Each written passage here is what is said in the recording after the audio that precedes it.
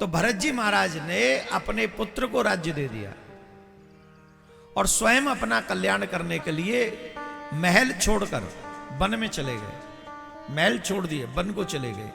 अब जब वन में गए तो वन में एक सरोवर के किनारे पर उन्होंने कुटिया बनाई और वहां रहकर वो भजन करने लगे। एक दिन क्या हुआ कि एक मृगी जो कि गर्भ से थी, प्रेग्नेंट थी, उसी सरोवर में जल पीने के लिए आई जिसके सामने भरत जी महाराज की कुटिया थी। मृगी जल पी रही थी और मृगी जब जल पी रही थी तो कहीं सिंह ने दहाड़ मारी, सिंह ने गर्जना की, दहाड़ मारी जोर से, और सिंह की वो दहाड़, वो गर्जना कानों में पड़ी मृगी के। तो वो मृगी डर गई, भयभीत हो गई। मृगी डर गई, भयभीत हो गई और मृगी डर के मारे उसकी प्रसव पीड़ा प्रारंभ हो गई। और जब प्रसव पीड़ा प्रारंभ हो गई तो उसने बच्चे को जन्म दे दिया। बच्चे का जन्म हो गया और जब बच्चे का जन्म हो गया तो डर तो उसका समाप्त, तो भय तो समाप्त नहीं हुआ उसका। भय तो यूं की त्यों था। तो भय के मारे उसने सरोवर में छलांग लगा दी। और जब सरोवर में छलांग लगाई तो क्योंकि अभी अभी प्रसव पीड़ा से मुक्त हुई है तो अधिक देर तैर न सकी और उस सरोवर में वो डूब गई,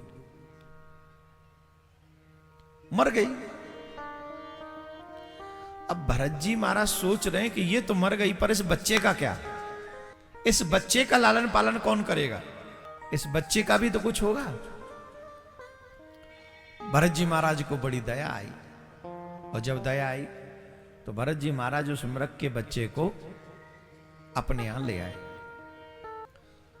भरत जी महाराज उस मृग के बच्चे को अपने यहां ले आए, उसका लालन पालन करने लगे, बड़ा ध्यान करने लगे उसका। खुद नहीं खाते हैं उसे खिलाते हैं, खुद नहीं पीते उसे पिलाते हैं, सब व्यवस्था पहले मृग के बच्चे की करते हैं, बड़ा ध्यान करते हैं मृग के बच्चे का। ऐसे करते करते करते करते मृग के उस बच्चे में मोह हो गया। भरत जी महाराज के कुटिया में, आश्रम में जो मृग का बच्चा था, एक दिन देखा कि सरोवर में बहुत सारे मृग जल पी रहे हैं। तो भरत जी महाराज ने देखा जैसा मैं हूं वैसे तो ये हैं, तो इसका मतलब है मैं किसी अन्य प्रजाति के साथ रहता हूं, मैं किसी अन्य व्यक्ति के साथ रहता हूं, ये मेरे जैसे लोग तो नहीं है। तो क्या किया जाए? तो भरत जी महाराज के आश्रम से जब वो मृगों का झुंड जाने लगा तो वो मृग के बच्चे ने भी उनके साथ जाना निश्चय कर लिया, हम भी चलते हैं, और चले गए। मृगों का जो झुंड देखा, वो झुंड में वो बच्चा चला गया। और भरत जी महाराज जब आए तो भरत जी महाराज के आने पर वो मृग का बच्चा जब उन्हें वो वहां नहीं मिला, इतना अटैचमेंट हो गया था, इतना अटैचमेंट हो गया था उस मृग के बच्चे में। हा मृग कहते कहते भरत जी महाराज के प्राण निकल गए। क्या हो गया? भरत जी महाराज के प्राण निकल गए, हा मृग कहते कहते। और शास्त्रों में कहा गया है अंतमति सोगति, अंत में मरने वाले की जैसी मति होती है, अगले जन्म में उसकी वैसी गति होती है। अब सोचिए, भरत जी महाराज को मृग बनना पड़ा।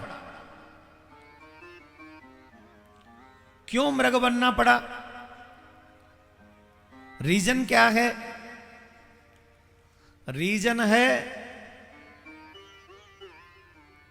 अंतिम समय मृग के ध्यान में मगन होना। भरत जी महाराज का जब अंतिम समय आया तो मृग में मन फंस गया, तो उनका जो अगला जन्म हुआ वो मृग का हुआ। एक मृग के बच्चे में मन फंसा तो भरत जी को मृग बनना पड़ा। तुम्हें क्या नहीं बनना पड़ेगा बताना जरा। कौन कौन 50 साल से ऊपर है, हाथ उठाओ।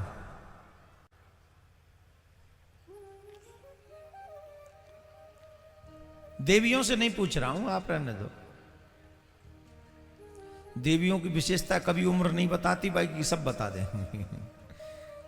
उम्र नहीं पूछ रहा हूं। देवता लोग बताओ किस कौन कौन 50 से ऊपर है। तो अभी मैं तो नहीं हूं, कम से कम आई एम वेरी यंग। 50 साल के हो गए। अब बताओ अभी तक हमारा मन कहां कहां फंसा हुआ है। बेटे बहू में है कि नहीं, जोर से बोलते जाओ। घर मकान में है कि नहीं, काम धंधे में है कि नहीं, जोर से बोलो। गाड़ी में है कि नहीं, मोबाइल में। I have my car, I have my mobile, I have my family, I have this, I have this, I have a lot of। कै साल के हो गए हो? भरत जी महाराज का मन एक मृग में था तो उन्हें मृग बनना पड़ा। तुम्हारा मन तो अनेक जगह फंसा पड़ा है, क्या क्या नहीं बनना पड़ेगा तुम्हें। एक मृगया के भेष मोह में भरत धरी मृग देह। एक मृगया के मोह में भरत धरी मृग देह। तुलसी उनकी कौन गति जो घर घर करत स्नेह। उनका क्या हाल होगा जो फंसे पड़े। अंतमति सुगति। मरने वाले की अंतिम समय जैसी मति होती है, उसकी अगले जन्म में वैसी गति होती है। फिर करें क्या? बोले जीवन भर एक ही काम करे, भगवान को मनाने का प्रयास। जो कल कहा था, क्या करना चाहिए? क्या करना चाहिए? भगवान को मनाने का प्रयास। और अभी प्रयास क्या है चल रहा है हमारा? दुनिया को मनाने का प्रयास।